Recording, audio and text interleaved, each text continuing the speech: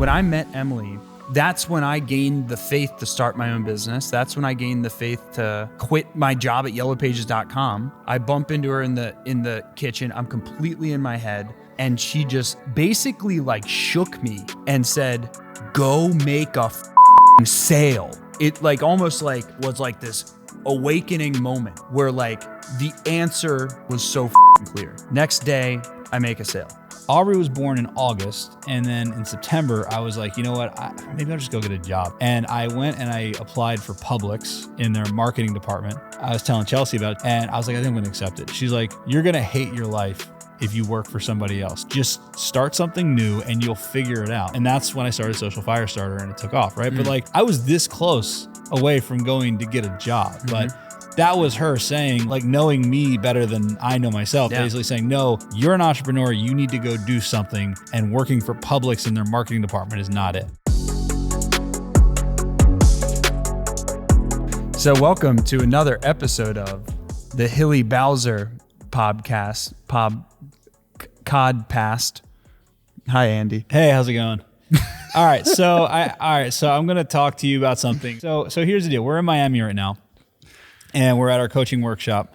And as you know, we're driving on Monday to Tampa. Oh, I'm happy that that's a decision now. Well, I was supposed to fly. Everyone heard that. Bill right? was driving. We're driving. Bill was going to Tampa. drive. I was going to fly. No. He said we're driving. Well, hold on. I've been informed that I'm not allowed to ride with you. And the reason why, well, there's a couple of reasons why. So the first reason, I was telling my wife, I was like, I think I'm going to cancel my flight and just going to ride up with Bill.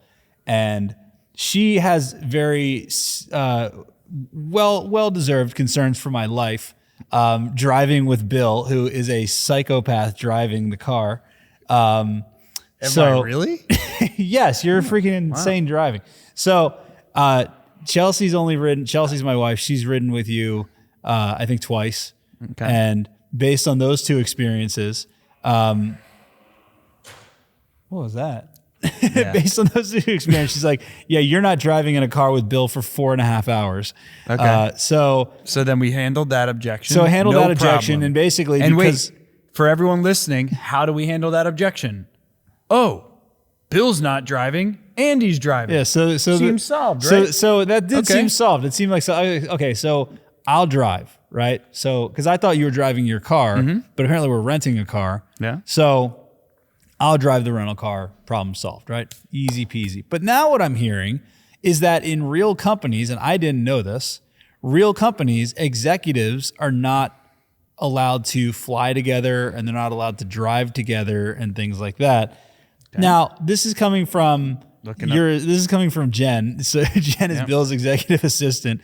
But apparently, and also my wife seems to be on board with this as well, that if something happens and the two of us drive off of a cliff, then our 600 clients and our 150 employees and 200 contractors and all that type of stuff would basically be stranded with no one to lead the ship, which I guess is a legitimate concern.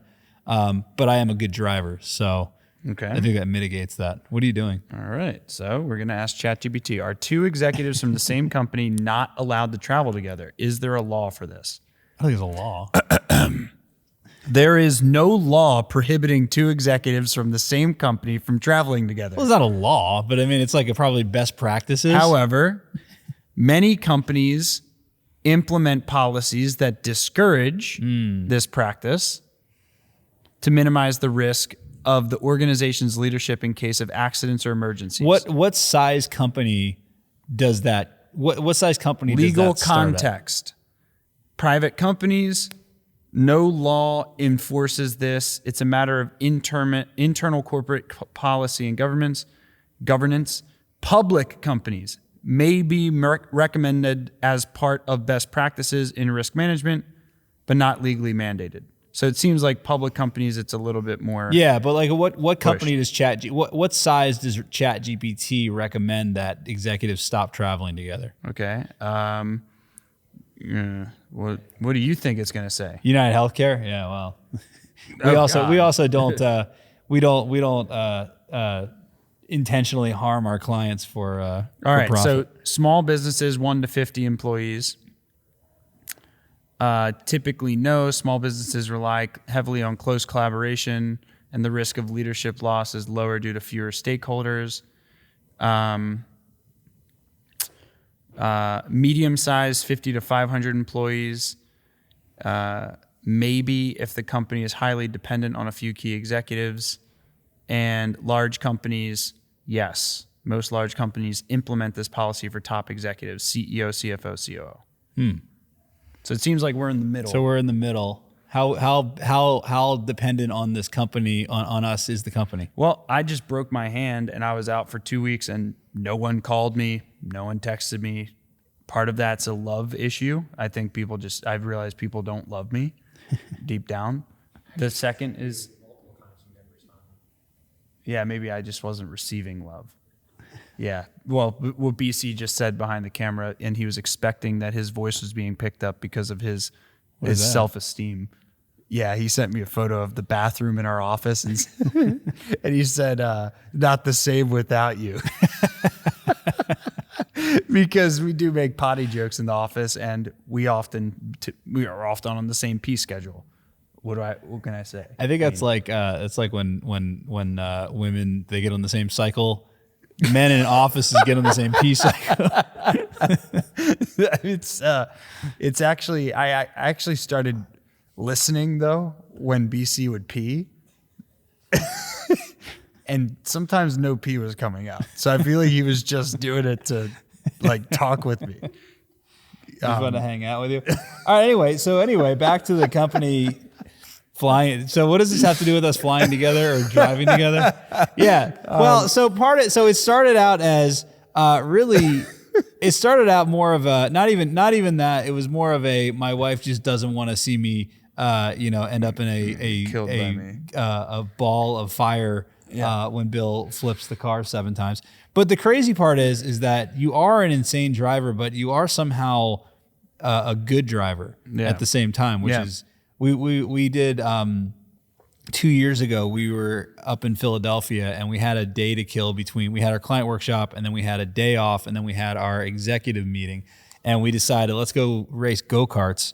And we went to this place and oh wait, I gotta tell you a secret about that day. What? Go ahead. Shut up. What did you know about? Ahead. Did you have a? Okay, so all right, I'll tell you my perception of this. Right. So I can't believe I never told you this because I'm an asshole. What did you do? Did you actually? Okay, so all right, well, I'll tell you my perception. So basically, I'm driving, and I'm not an extreme sports enthusiast. So I was driving, I'm like using the brake and everything, and Bill lapped me like 3 freaking times. I don't understand how.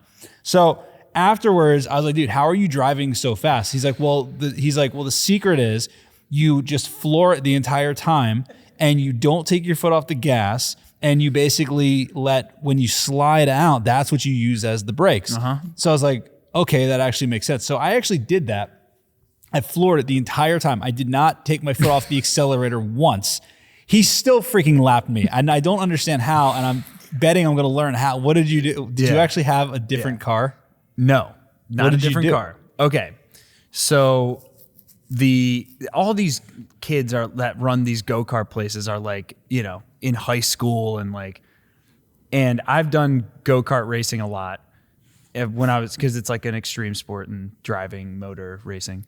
So typically when you go to these go-kart places, they put these are electric go-karts, the ones that we were on, and they typically put a governor on them, right? That's like sometimes they'll have 3 different levels of governor. They'll have beginner, intermediate, and then pro. You changed the governor? So I asked the kid, I said, hey, I want you to look up, I think I told him to look up my lap times from the past because they store like all the lap times, and I was at this place before. I was like, look at my lap times from the past.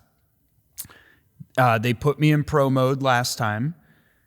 So wait a second. Hold on a second. This whole time I've been thinking that you're like this amazing freaking driver, and you just had the car turned up faster? Yeah. Yeah. Oh, that is such bullshit. They put you me know in what's pro bullshit mode. about that too is that on the board there's like, oh, Bill Hauser course record and everything. So this is all stolen valor basically. Yeah. Yeah. That's bullshit. No, but even if you had as fast a car as me, I probably wouldn't have lapped you but I still would have beat you. Well, now we'll never know because I have like years of experience. And because I just said that for the camera. There's a lot of things Andy's going to beat me at. It's not going to be go-kart racing though. There's a lot of things he'll beat me. I got pretty good at the end, and I still was not understanding how he was lapping me. And actually, it makes a lot more sense now. You would actually be pretty good, but like the nuances of like I mean every micro detail of like to do the lap time I was doing, like you have to get everything perfect, and it's like starting with getting in pro mode. Yeah. And I can't emphasize this enough. Bribing the attendant to switch the car into pro mode is the first part. Man, I it's so funny that I didn't tell you that. Yeah. I thought about telling you, but I just felt I just wanted you to kind of suffer a bit and really think like question your life and think like, wow, I got lapped. Well, I just assumed that it was in one race. I assumed that it was. I didn't really understand how it was. Lower for the rest. I didn't understand how it was possible that the car. I literally did not take my foot off the gas the entire time. I don't think you talked once during our executive planning. The whole next day, you were just like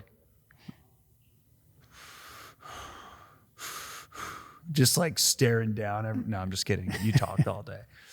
Yeah, I didn't shut up. Yeah. So. Are we driving to Tampa together? It's indecisive. Emmy has not yet canceled my flight. Yeah. So I don't know. Are you driving me to Tampa? I would drive to Tampa. I mean, I'm a good driver. So like I don't have any, I'm going to knock on some wood here, but I don't have any reason to believe that we would not make it there in one piece. Especially if I was driving. If you're driving, I'd make our odds a little lower. I drove from Philadelphia to Orlando. How long did it take you? Like 14 hours. Okay, I don't know how long. Have you ever made a trip like that? Yeah, I've driven from Florida to New York. What do you do on road trips? What's your bathroom strategy? I haven't done it for a long time. Just a bottle. Do you just dehydrate yourself so you don't have to go as much? Or no. I haven't taken a road trip for a long time. Yeah. Well, no. So now I take road trips with my kids, and that's a little different. But actually, as I've gotten older, I drink a lot of water, and usually I'm the one that has to stop like 3 or 4 times. That was actually a problem. For the first 7 hours, I had to pee constantly. Yeah, I always do. Dude, for the first, actually, it was like an exponential curve. Like for the first 7 hours, if you take the first third of the first 7 hours, which is like, about like the first like 2 or 3 hours, I had to pee every 40 minutes. Like it was frustrating. You know what you do to stop that? Bedpan? No. Salt, sea salt.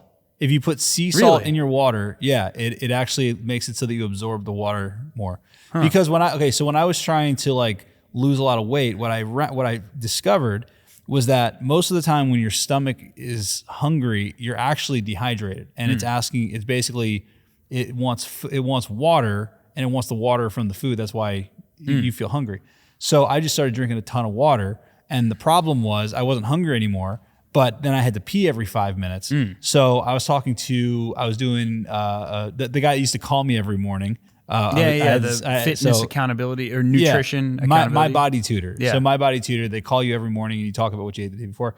So I was talking to him about how it's great I'm not that hungry anymore, but now I have to pee constantly. He's like, oh, just get some sea salt and put like a twist of sea salt in your water, and it actually works. It makes it so that you absorb it more, and you don't have to pee every 5 minutes. Yeah, it was crazy because like it was every 40 minutes. Then it for like 2 or 3 times. Then it went to every like hour and 20 minutes for like. Does Emily get annoyed when you have to stop every 20 minutes or?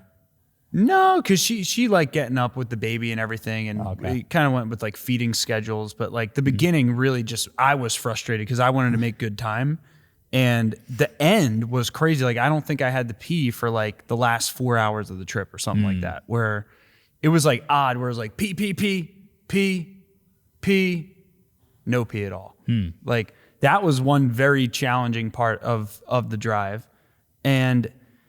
What I noticed on long drives, first of all, the feeling of doing a road trip before the road trip starts is the best feeling.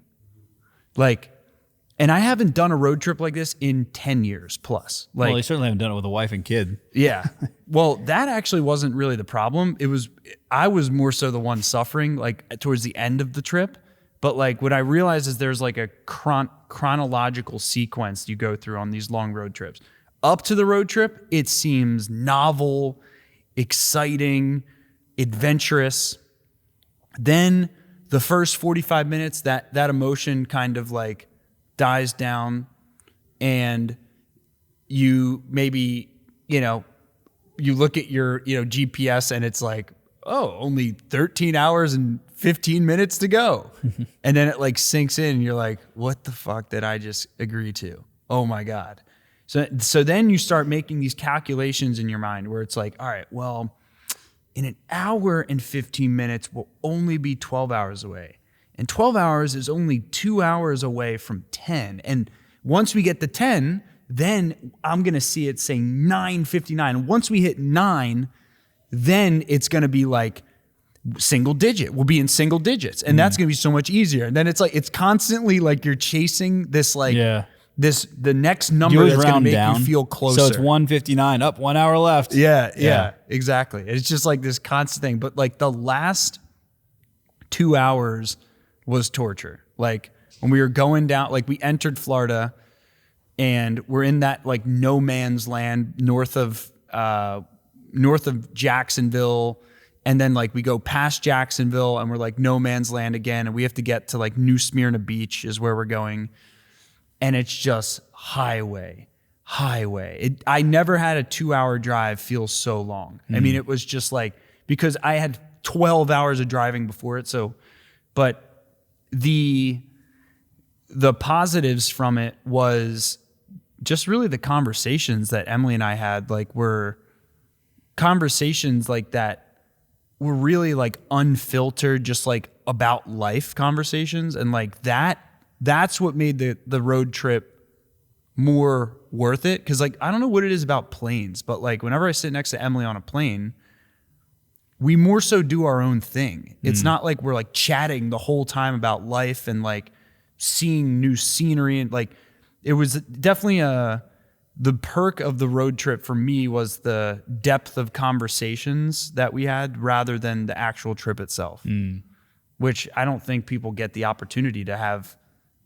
Well, we didn't talk for 12, 14 hours, but but even just to have how many weeks would it take for you to have 6 hours of conversation with Chelsea as an example? Well, probably full conversation. So the hard part is that there's like in life, I think what it is it's a change of scenery, right? So like just getting out of your normal routine, because there's plenty of times, we see each other every day after I finish working, and we see each other on the weekends and everything. But it's like, you don't really have like those like full deep conversations all the time while you're sitting there just like eating dinner or whatever, and the kids are screaming and all that type of stuff. But yeah, I mean, it's probably a couple weeks that it would take to get, a few hours of actually deep, meaningful conversation, as long, assuming it's maybe a little less if we're sticking to our date night routines and things like that. Do you do like relationship meetings with Chelsea, like separate from date night? We don't right now. We need to get back to it. We used to do that, and it worked really well. And I find that it's funny because like I can tell when it's needed. It just feels like there's like nothing's wrong. We're not like arguing or anything like that, but it feels like there's like a little bit of like a tension that kind of builds up a little bit. Yeah. That it's like you got to like release the tension by like just kind of getting a few things out, even if it's not major stuff. But you can like feel it. It's weird. I can't even explain it. I can tell when we need to do it. So is that separate from a date night? Like you guys would have like a separate, that'd be like separate from a date night. Like legit meeting? Well, we don't have like a meeting, like we don't like have like minutes and things like that, but like we'll sit like it's usually like we're like lay down, like it'll be either two times, like right when we like lay down to go to sleep, or like we'll wake up in the morning. Usually if it's like a Saturday, like a Saturday or a Sunday where I'm not getting up early or she's not getting up early. A lot of times like what we'll do is we'll usually just kind of like stay in bed longer, and then that's where we usually end up in that conversation somehow, Would you guys do that? Do you guys actually have we meetings? did it for a while, but we just stopped. And I feel like I'm off track with it because like, I feel like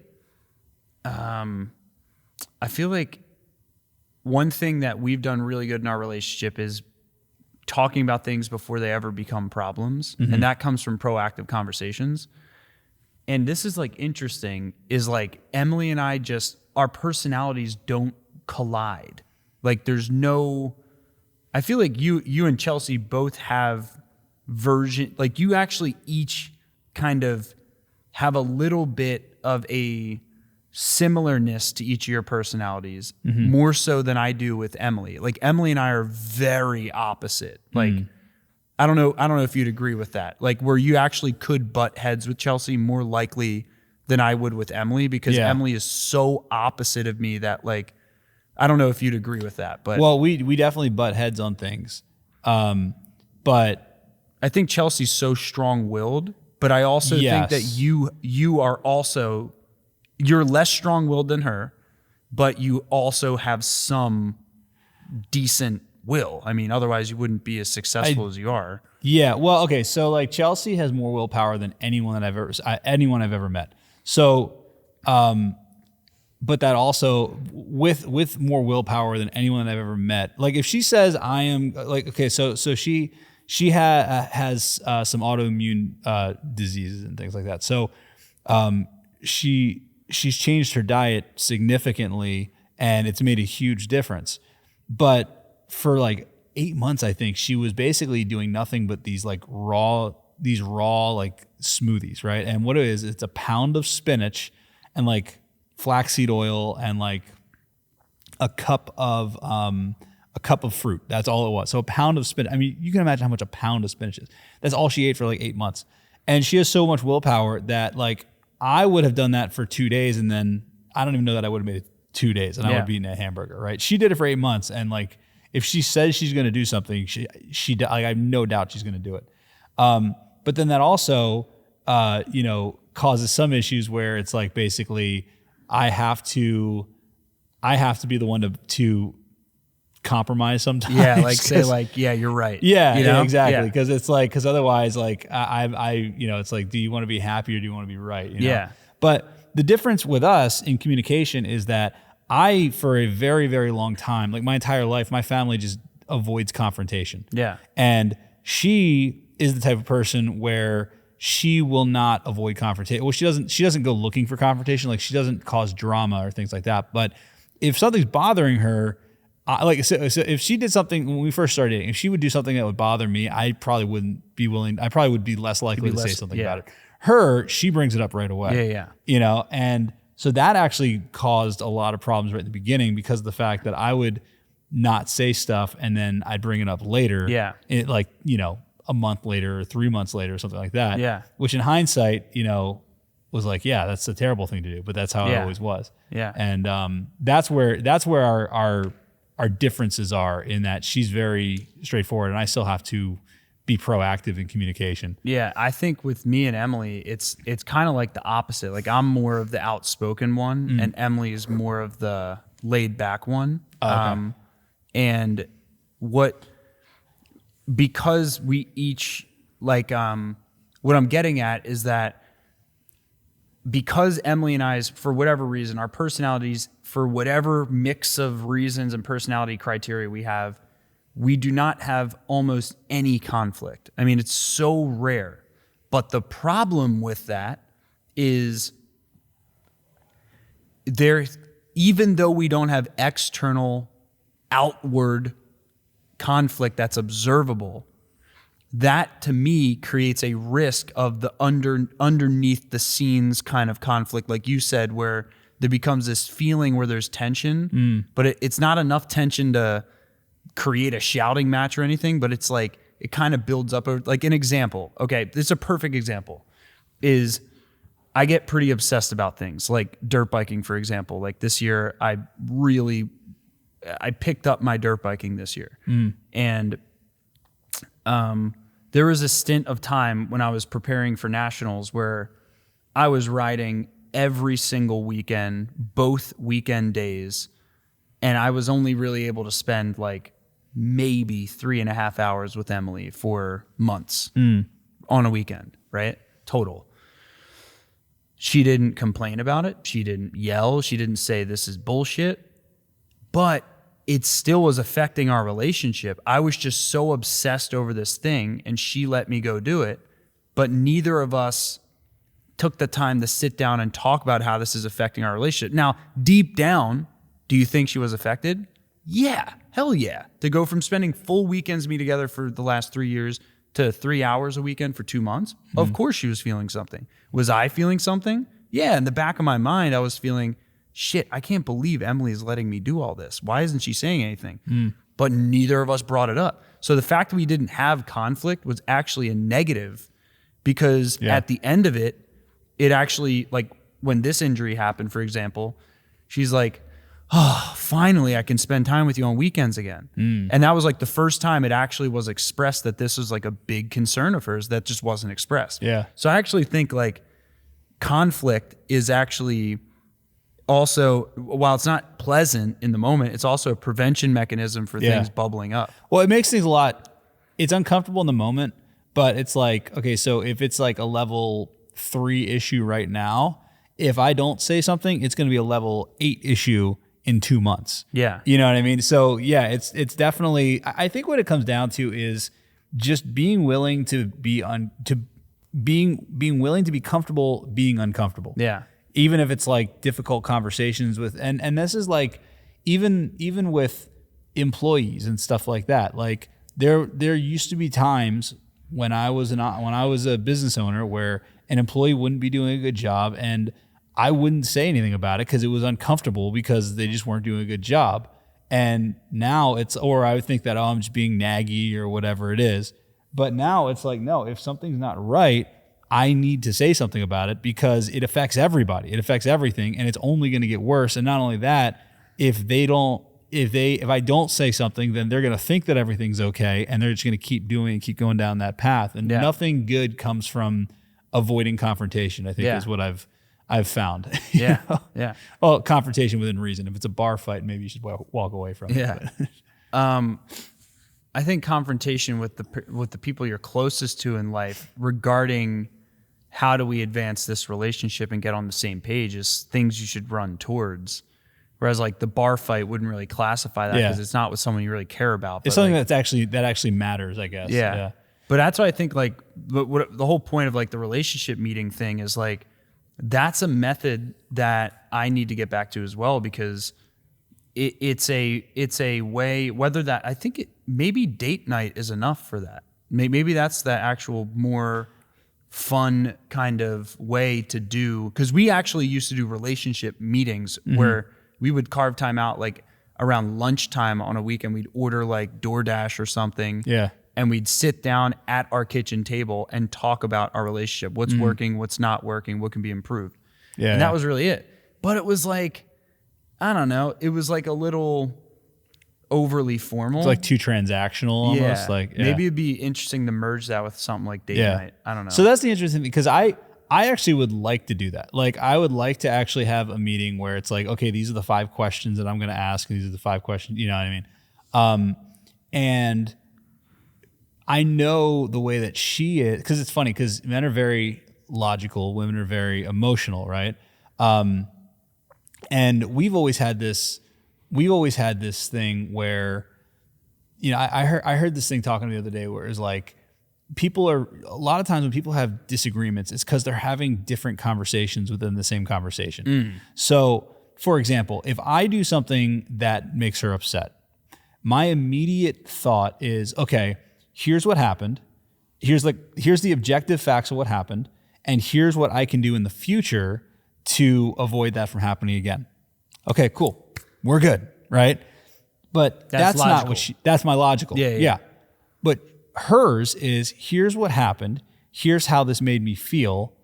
And then so she's having the emotional conversation. She's having the I want to talk about how I feel right now conversation. I'm having the I want to talk about how we can solve this problem conversation. Yeah. And because we're not having the same conversation, even though we're talking about the same thing, then we don't get anywhere and we just go around in circles and it just keeps going around and around, right? So what's interesting is that, and it doesn't even have to be with when we're having conflict. It can be sometimes if sometimes, like I don't know if Emily's come to you and, just kind of just been like venting about something. Mm-hmm. And sometimes she doesn't want a solution to the problem. Yeah. She just wants to talk about the problem and how she feels about the problem. Mm-hmm. She just wants you to listen to her. You know what I mean? Yeah. But if you, and being a guy, this is what I do, my default mode without even realizing is I go into trying to figure out, well, did you try doing this? And did you try doing this? Yeah. Where it's like, that's not what she's looking for. Yeah. You know what I mean? So I kind of look at those as the same thing, where I'll look at our relationship as very, very objective. Like, okay, this is working, this isn't working. Okay, so then we need to do X, Y, Z, and this. Yeah. Whereas she'll look at it, this is working, this isn't working, and this is how I feel about it. Yeah. You know what I mean? So it's like, it's basically having to figure out how do you have those conversations, those productive conversations, and also agree what conversation you're even having. Yeah. It's an interesting conversation. It's an interesting way to look at it. And I think that actually, even talking through this right now, kind of gave me an idea of how I can actually do that. Yeah. But I think that that'd be a good idea. And not only talk about the questions, but agree about what conversation you're having. Dude, it is so amazing how important the relationship of having an intimate partner is. Like, it is, I just can't believe how unfulfilled I was prior to having an intimate relationship. And it's like, it's difficult.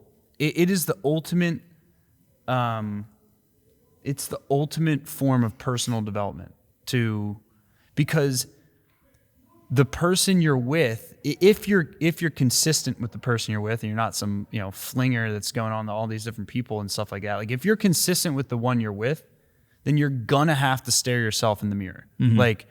And if you have to stare yourself in the mirror and you can't run from yourself, like, you're going to have to confront things that when you didn't have an intimate relationship, you otherwise didn't need to confront. And like, for me, like when I met Emily that's when I gained the faith to start my own business. That's when I gained the faith to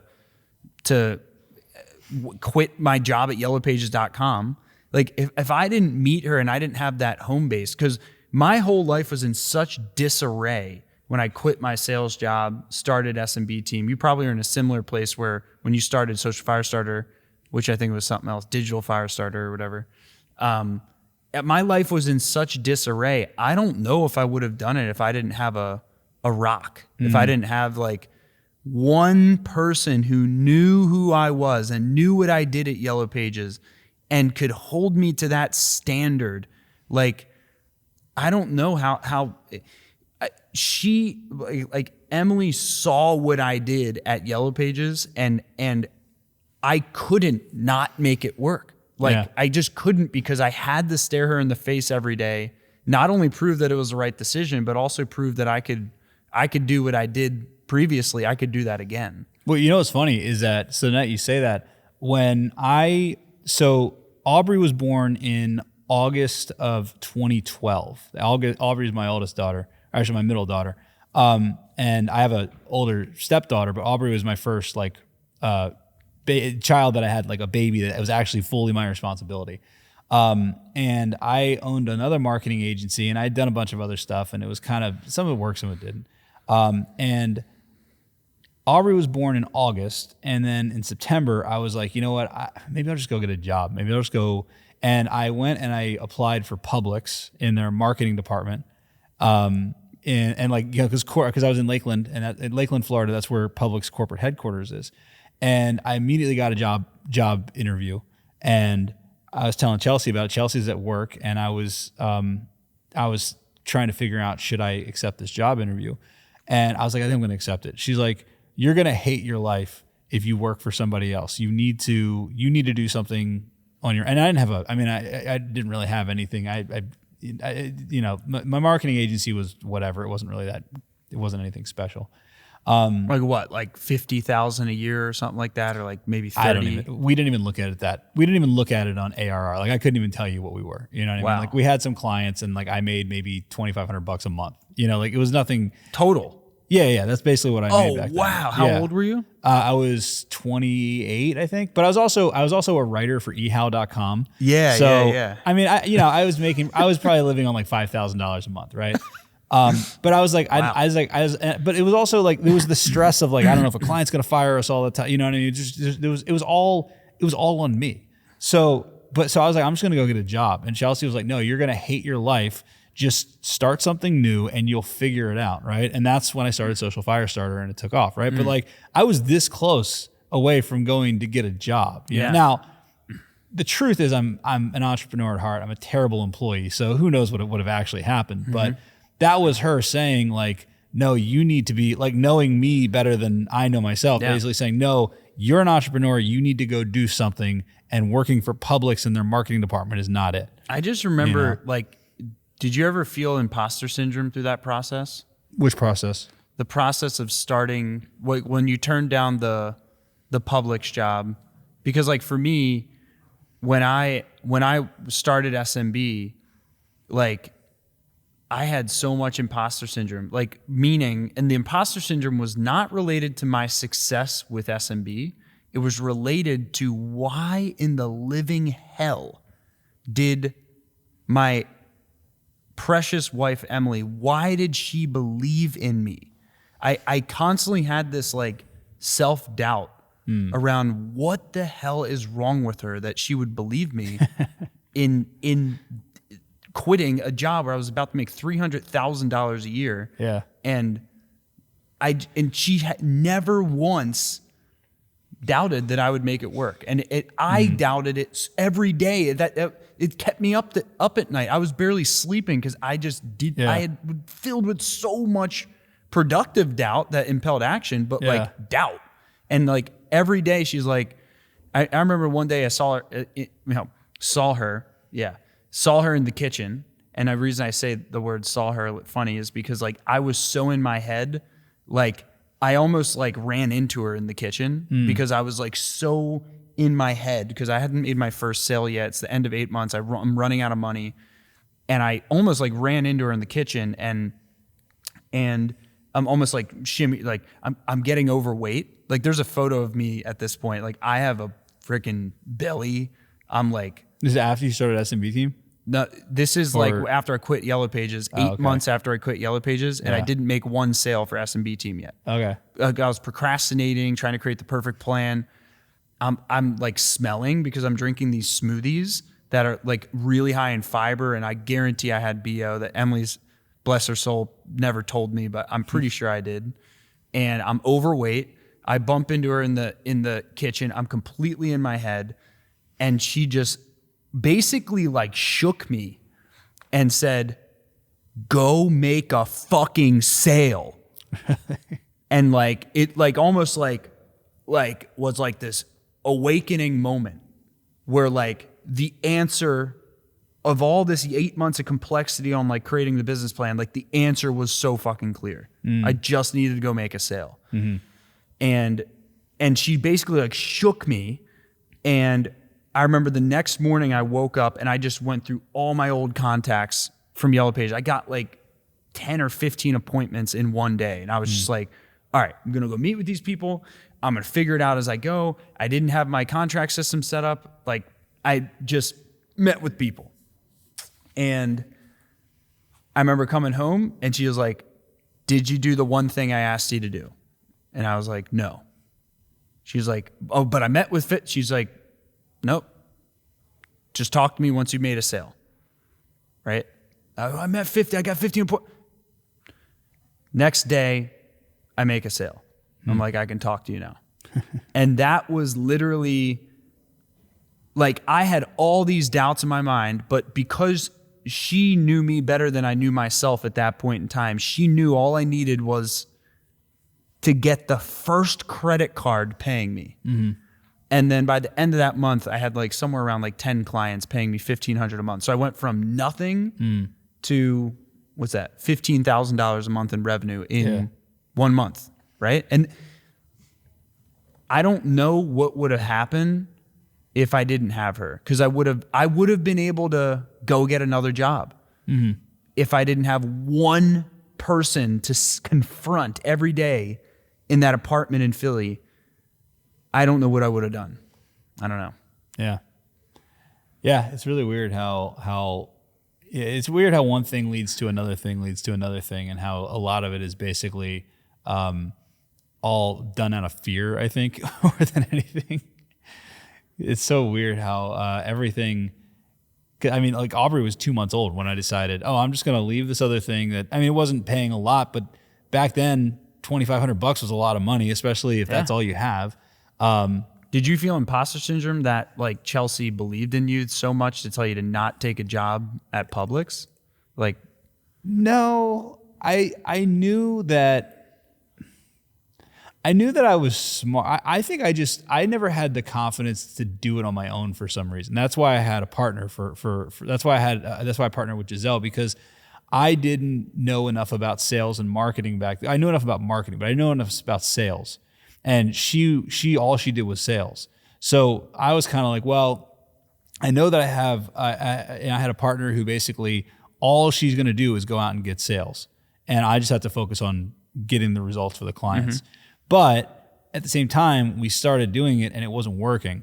So I had a lot of nights where I stayed up all night just learning how to do websites and learning how to do SEO and learning how to actually do all this stuff so that we could actually get results for these clients. Yeah. So that was probably the imposter syndrome more than anything, was the fact that we're selling a product that it worked for because we were working for lawyers. Yeah. Social media worked very well for restaurants and things like that, and that's what I did with the last marketing agency, where you can just run a coupon or whatever. You can't do that for a lawyer, So I had to completely relearn everything I knew about marketing in terms of actually getting the client. So that was more the imposter syndrome, was like, I don't know. And the worst thing that happened to us was that we had a couple clients pay us in full for like a full year. So we actually had a bank account with, like $100,000 in it at this point. And I wasn't able to deliver any clients to them. So I was like, crap. It was actually the worst case scenario, because if they could just fire us and I wouldn't have to give them a refund or anything like that, that would have been fine. So that was the imposter syndrome that I felt. Yeah. And, but it's interesting. I didn't feel any imposter syndrome on that side. I felt it more. I knew I could deliver Google Ads results for these people because I had already done it at Yellow Page. I was micromanaging everyone's campaigns there, and I built my dad's campaign. Yeah. And he made all this money from the campaign. So I actually came in with, I'm going to fucking crush their Google Ads campaigns. You got to get the clients. It was more, why the hell does Emily believe in me when I have had no income for 8 months? And that, or why did she believe me when I threw away my sales job? And but it's interesting. I think the common denominator is that on the deep down beneath any kind of entrepreneur's story, potentially there's going to be some form of imposter syndrome. There's going to be meaning you are doing something that you don't have full belief in. Right. And your success is not because you have perfect belief in every single, I expected Emily to believe me. I expected all this to work. I expected me to be able to sign up. No, that's overconfidence. It's actually what you do in spite of the fear, or what you do with the emotion of fear next to you.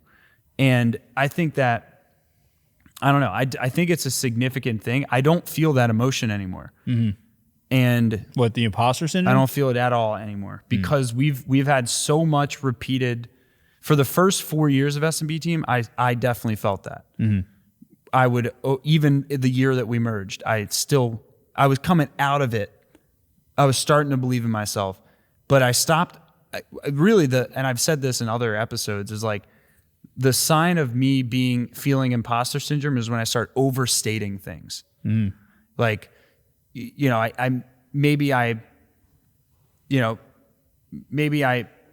An example of this was like when I had a team of 10 virtual assistants working for my firm, I would tell people I have 10 employees, right? Because I was insecure. The only reason I did that is because I didn't want them to think I was puny and new and just getting started. Yeah. Right.